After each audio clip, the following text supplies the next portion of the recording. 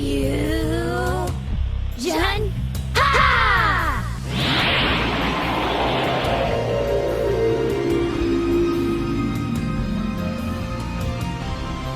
Whoa, it worked! What's up everyone and welcome to another Pokemon Sun and Moon news update discussion, trailer analysis, reaction thing. I don't know what to call these anymore, but you might notice a slight change in scenery today. I'm actually not at home. I'm currently in Texas visiting my family for a little bit, but the fam can wait because a new Pokemon Sun and Moon trailer has dropped. And oh my goodness, this game looks fantastic. So we're gonna take a look at it, react to it, maybe analyze some hidden details that we might be able to find. So let's get to it. We're actually gonna try out something different today because last time I did a trailer analysis, Pokemon actually took down my videos. So I'm gonna do a reaction. We're just gonna watch the full trailer and then afterwards we'll do our little discussion and try to find any hidden details. So without further ado, let's watch this trailer. Oh, hey Pikachu. Powerful legendary Pokemon. Oh, they're gonna reveal the legendaries and it's Solgaleo. Just like that, we got the confirmation of Solgaleo and Lunala as their names, which, I mean, pretty much everybody thought that they were gonna be that, but still, this guy looks awesome. Actually, Psychic and Steel type, that's not really something I would have predicted. I thought maybe Steel and Fire. It actually makes sense too. Look at his signature attack. It's called Sun something strike. And then we have Lunala, of course, with just the 1A, kind of like I thought.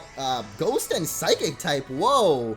Okay, that's actually a pretty sick type combination. I don't know if we've seen that before. I'm pretty sure there's another Psychic Ghost, but I can't think of it right now. Either way, both Psychic type actually. I didn't really predict that. Was that a third eye? Okay, well either way, there's his signature ability or move, the Moongeist Blast. And oh man, the Alola region, look at that map, dude. There's islands. There's islands, guys! And we get to choose our hero as well. Of course, we already saw this before, that there's kind of character customization. Professor Kukui confirmed. Alright, so kind of like I thought that would be the professor instead of the older guy. Alright, I don't know who this Lily is, but we got the rival, Hau. Now we got his name confirmed. Is that a Rotom Pokédex? A Rotom Pokédex.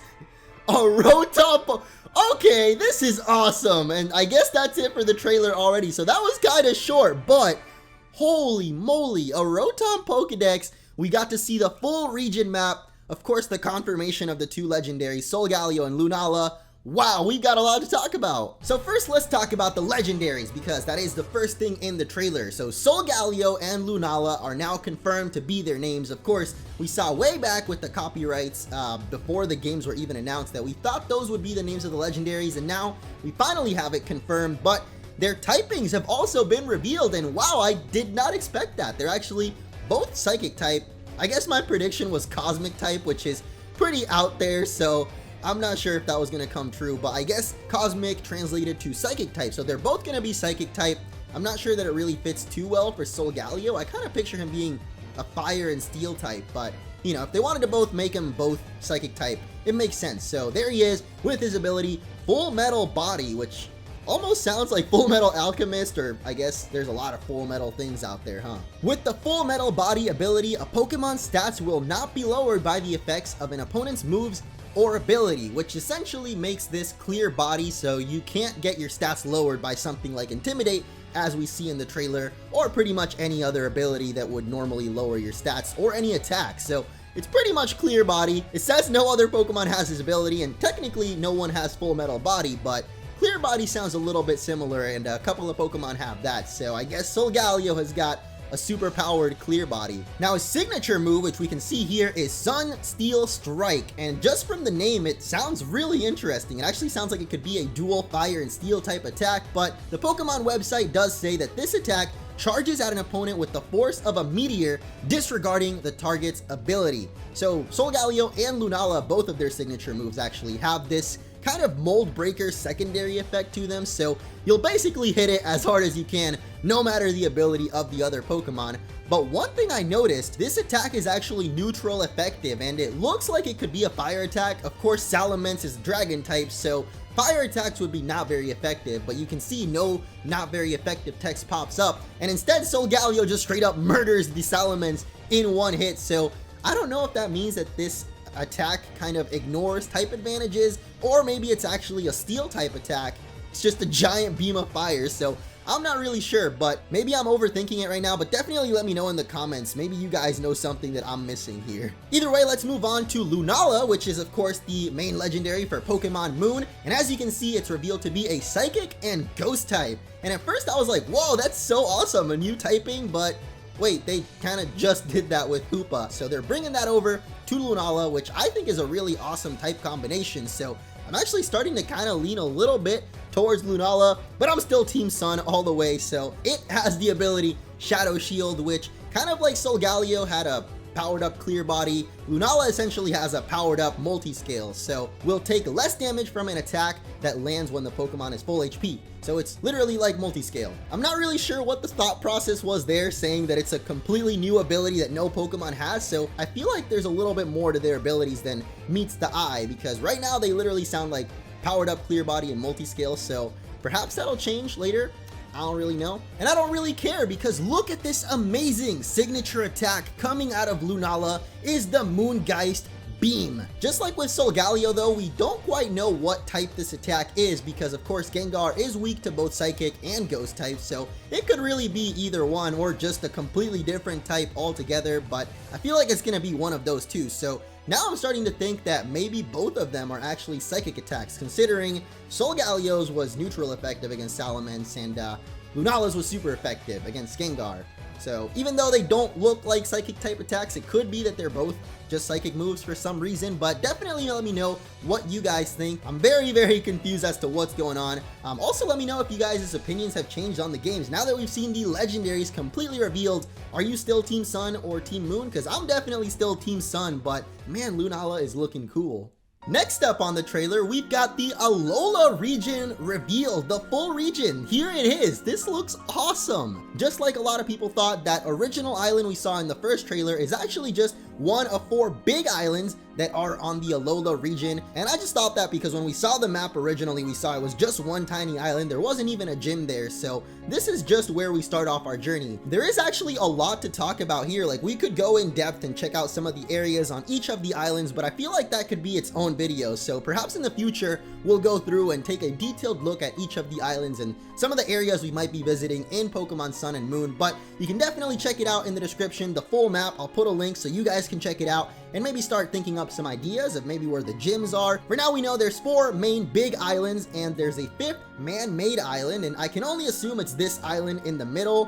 What the heck is this building though? It doesn't really look like anything we've seen before, except maybe like some kind of battling institute or a battle tower or a battle frontier. Now, I don't know about the Battle Frontier, but I would personally love to see the return of Battle Frontier. This of course doesn't confirm it, but could be something like that. I mean, that would be amazing. And the fact that they specifically say there's a 5th man-made island is like, why would you point out a man-made island? I don't really know, and I'm not really sure if this is the man-made island either, but it's definitely the most out of place compared to the other big 4 natural looking ones.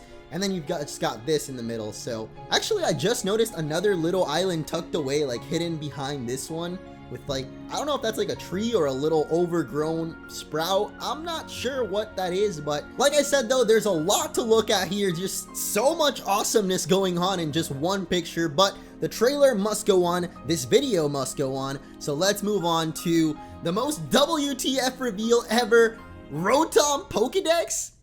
What? So there is literally a Rotom living in your Pokédex. Professor Kukui is a little cuckoo, and I guess he wants to give you a living Pokédex, which just sounds amazing, man. This is really cool. I love his introduction, by the way. Gentle on the goods, like, what kind of goods are you talking about, Rotom? Maybe by goods he means awesome features, because Rotom Pokédex is so cool. First of all, it's a mini map. It actually takes in information from NPCs that you talk to and quests that you get, and it'll help you guide you to those quests. So I feel like Pokemon might actually be straying a little bit from the formula and adding in some side quests and things. Not just that, but the minimap can also help you find wild Pokemon. So if you've seen a Pokemon but don't necessarily know where to catch it, you can actually use Rotom Pokédex to help find the habitat, and it even shows you on the minimap on the bottom screen. And I just think that's so cool because we haven't had a mini-map in Pokemon, and this actually directly links with another new feature, which is scanning QR codes to put Pokemon in your Pokedex. So if you find a QR code for a certain Pokemon,